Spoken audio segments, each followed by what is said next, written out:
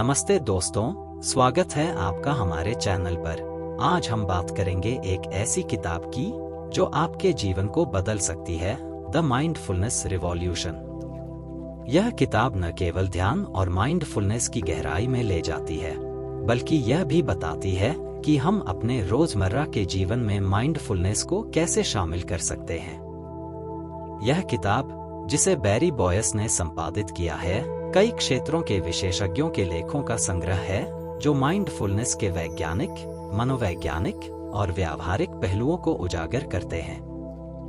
आज के इस वीडियो में हम इस किताब के मुख्य विचारों, इसके योगदानकर्ताओं की शिक्षाओं और माइंडफुलनेस के फायदों को विस्तार से समझेंगे।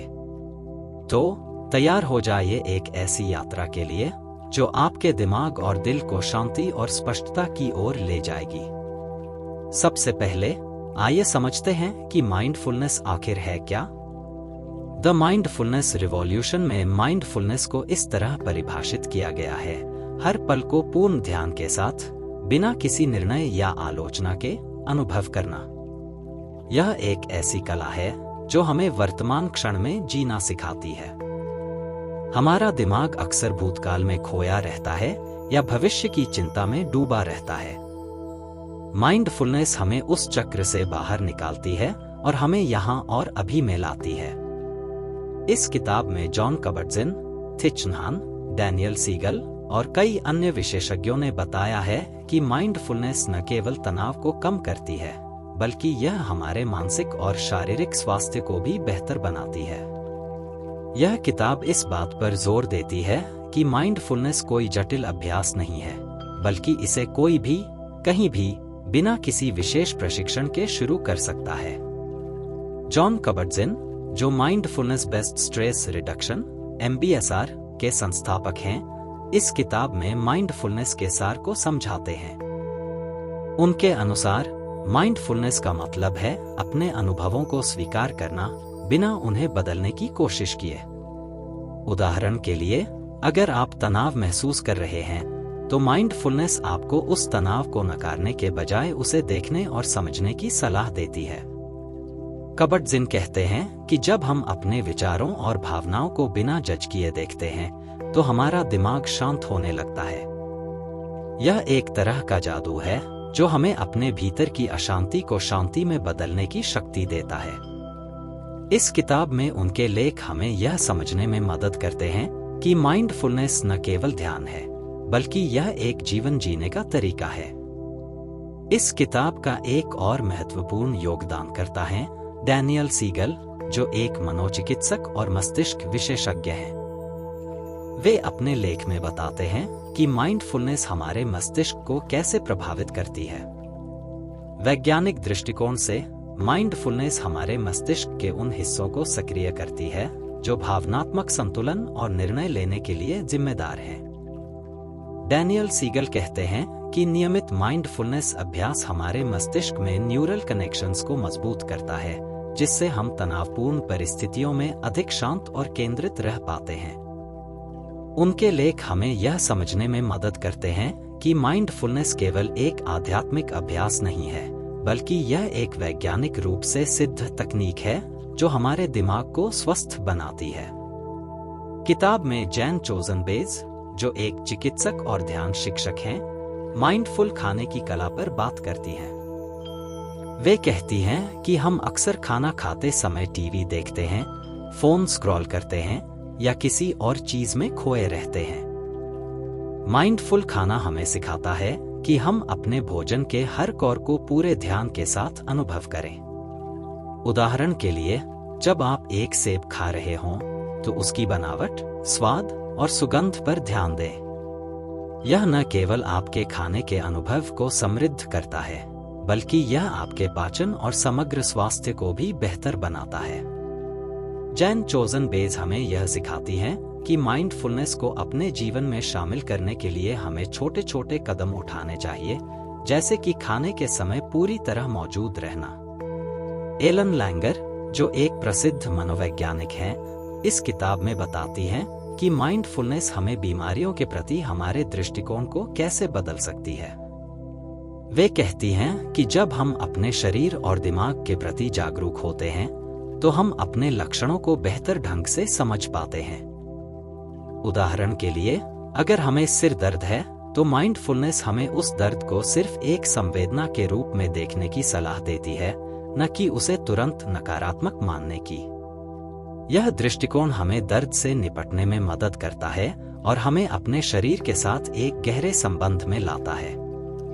एलन लैंगर का यह दृष्टिकोण हमें यह सिखाता है कि माइंडफुलनेस हमें न केवल मानसिक बल्कि शारीरिक चुनौतियों से भी निपटने की ताकत देती है।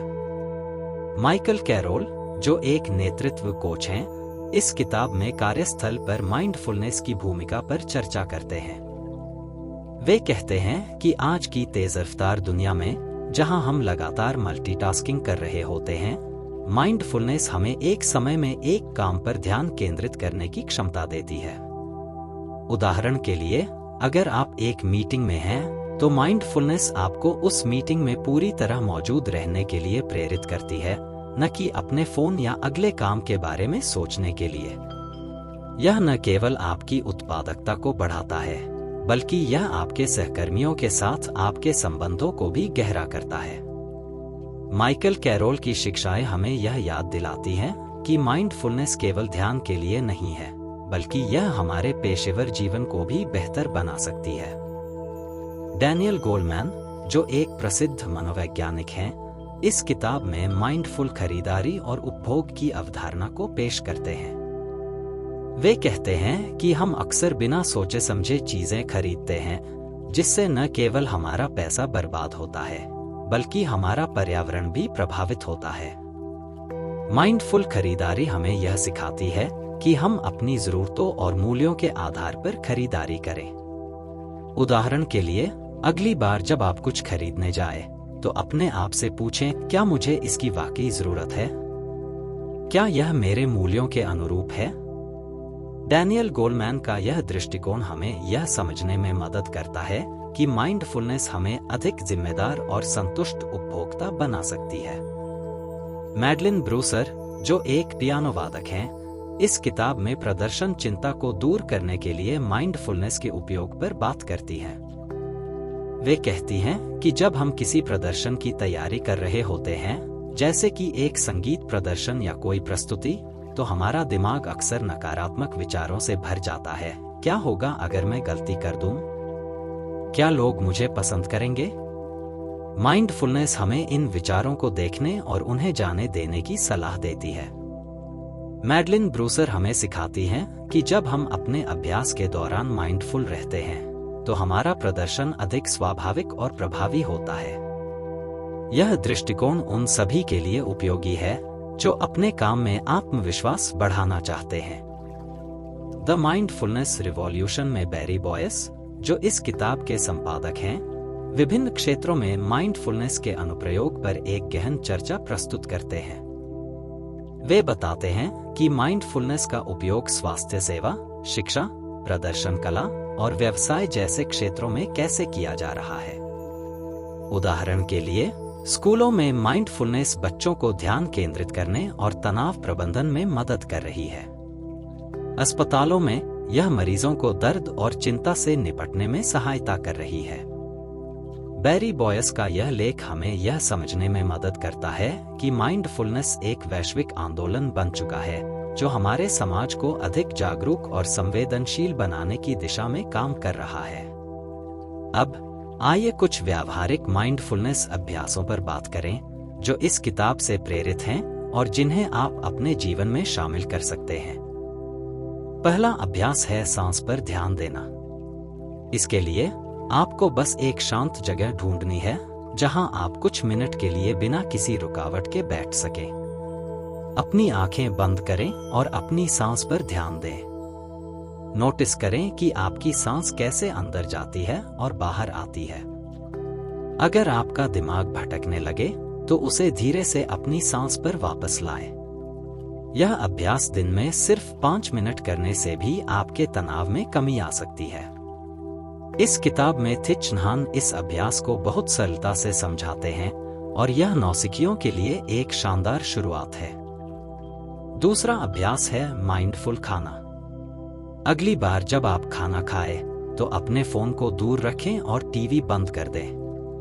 अपने भोजन को ध्यान से देखें, उसका रंग, उसकी बनावट, उसकी गंध।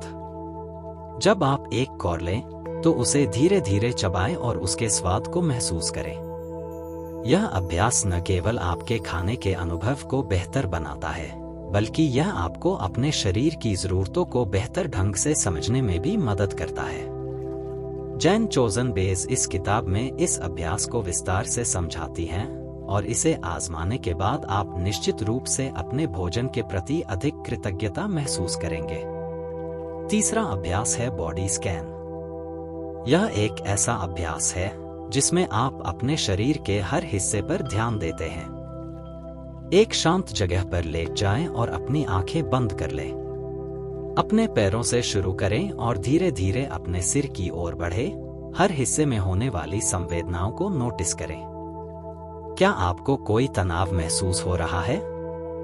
क्या कोई हिस्सा आरामदायक लग रहा है? इस अभ्यास को करने से आप अपने शरीर के साथ एक गहरे संबंध में आते हैं। द माइंडफुलनेस रिवॉल्यूशन में डैनियल सीगल इस अभ्यास को मस्तिष्क के लिए लाभकारी बताते हैं, क्योंकि यह हमें अपने शरीर की जागरूकता बढ़ाने में मदद करता है। चौथा अभ्यास है माइंडफुल चलना।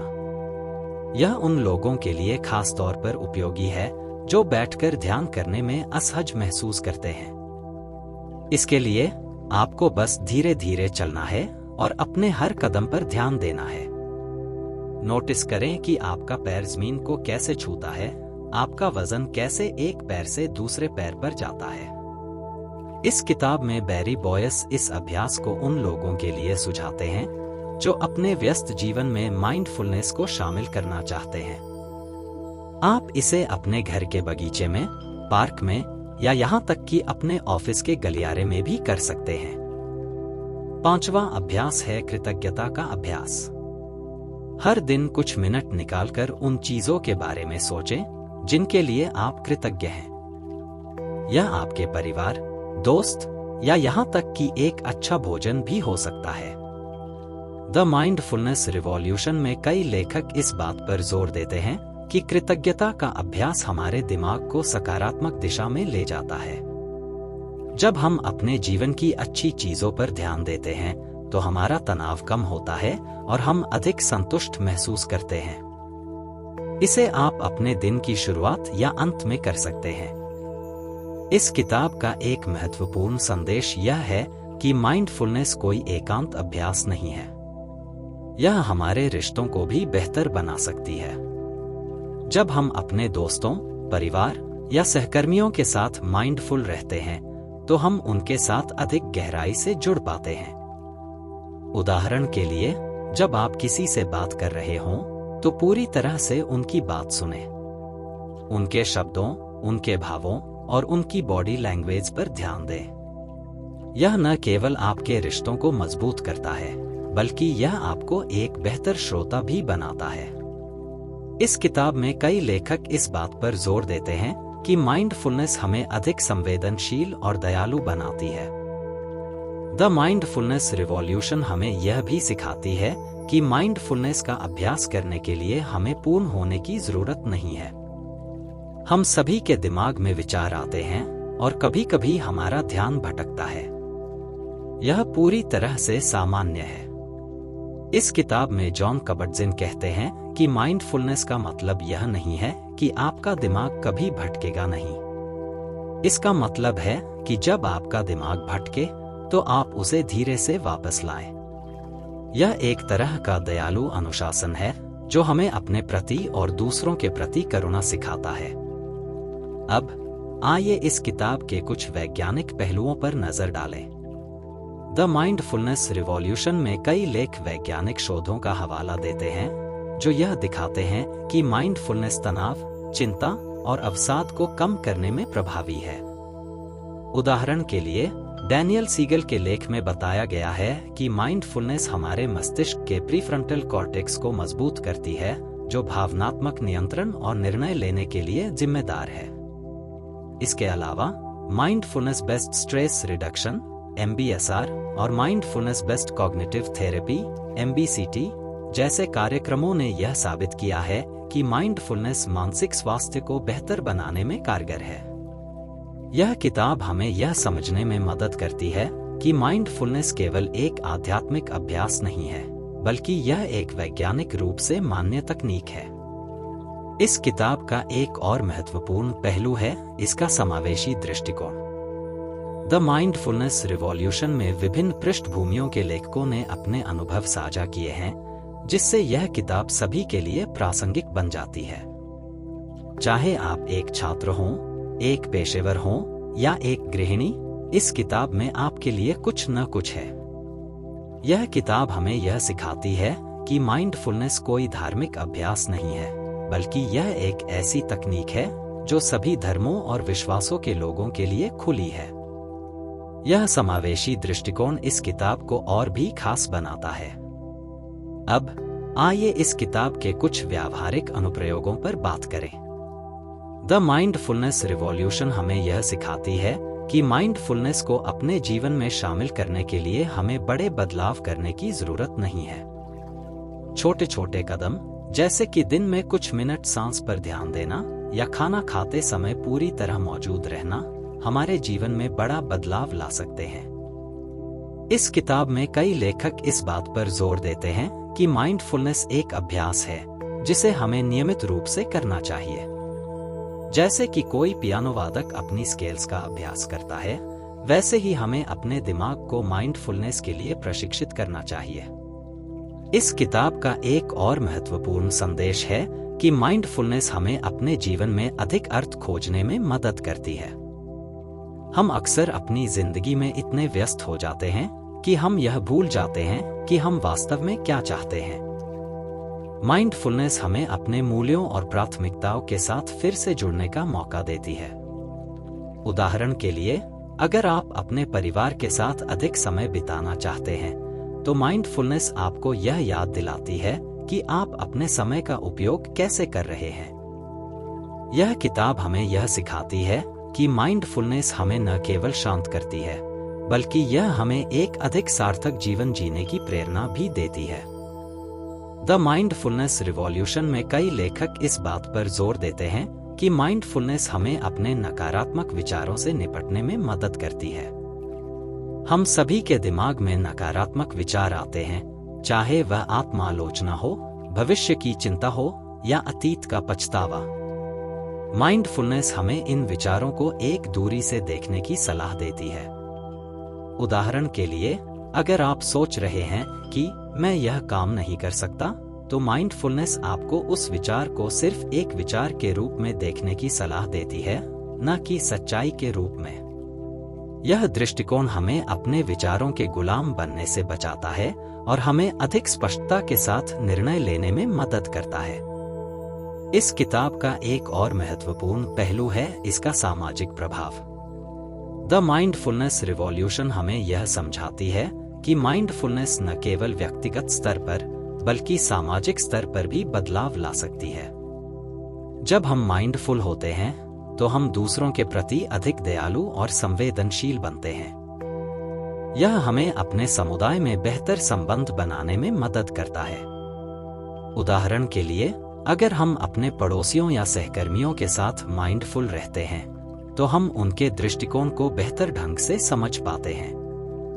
यह किताब हमें यह सिखाती है कि माइंडफुलनेस एक ऐसी शक्ति है जो न केवल हमारे जीवन को, बल्कि हमारे समाज को भी बेहतर बना सकती है।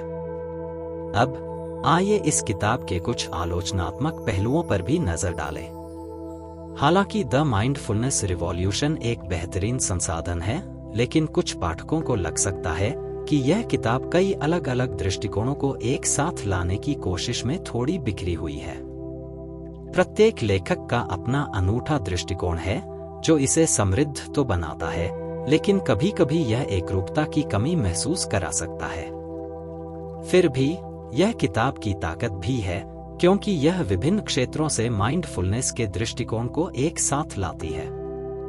यह किताब हमें यह समझने में मदद करती है कि माइंडफुलनेस एक बहुआयामी अभ्यास है, जिसे कई तरह से समझा और अपनाया जा सकता है। इस किताब का एक और महत्वपूर्ण पहलू है इसका व्यावहारिक दृष्टिकोण। द माइंडफुलनेस रिवॉल्यूशन हमें यह सिखाती है कि माइंडफुलनेस को अपनाने के लिए हमें अपने जीवन में बड़े बदलाव करने की जरूरत नहीं है। यह छोटे छोटे कदमों के बारे में है, जैसे कि दिन में कुछ मिनट सांस पर ध्यान देना या अपने भोजन को पूरे ध्यान के साथ खाना। यह किताब हमें यह भी सिखाती है कि माइंडफुलनेस एक यात्रा है, न कि एक मंजिल। हमें हर दिन अभ्यास करना होगा और यह ठीक है अगर हम शुरुआत में अपने ध्यान को भटकते हुए पाते हैं। यह किताब हमें यह विश्वास दिलाती है कि माइंडफुलनेस हर किसी के लिए संभव है, बशर्ते हम इसे नियमित रूप से अपनाएं। अंत में मैं आपसे यह कहना चाहूंगा कि द माइंडफुलनेस रिवॉल्यूशन सिर्फ एक किताब नहीं है, बल्कि यह एक निमंत्रण है, एक निमंत्रण अपने जीवन को अधिक जागरूकता, शांति और अर्थ के साथ जीने का। इस किताब में दिए गए विचार और अभ्यास हमें यह सिखाते हैं कि हम अपने दिमाग को शांत कर सकते हैं, अपने रिश्तों को गहरा कर सकते हैं और अपने जीवन में अधिक संतुष्टि पा सकते हैं। अगर आप माइंडफुलनेस की दुनिया में कदम रखना चाहते हैं, तो यह किताब आपके लिए एक शानदार शुरुआत हो सकती है। तो आज ही इस किताब को पढ़ें और अपने जीवन में माइंडफुलनेस की क्रांति शुरू करें। दोस्तों, अगर आपको यह वीडियो पसंद आया हो तो इसे लाइक करें, शेयर करें और हमारे चैनल को सब्सक्राइब करें। माइंडफुलनेस से जुड़े अपने अनुभव हमें कमेंट सेक्शन में जरूर बताएं। क्या आपने कभी माइंडफुलनेस का अभ्यास किया है? अगर हाँ, तो आपका अनुभव कैसा रहा? और अगर नहीं, तो इस वीडियो को देखने के बाद आप कौन सा अभ्यास आजमाना चाहेंगे? हमें बताएं। तब तक के लिए माइंडफुल रहें, खुश रहें और अगले वीडियो में फिर मिलेंगे। नमस्ते।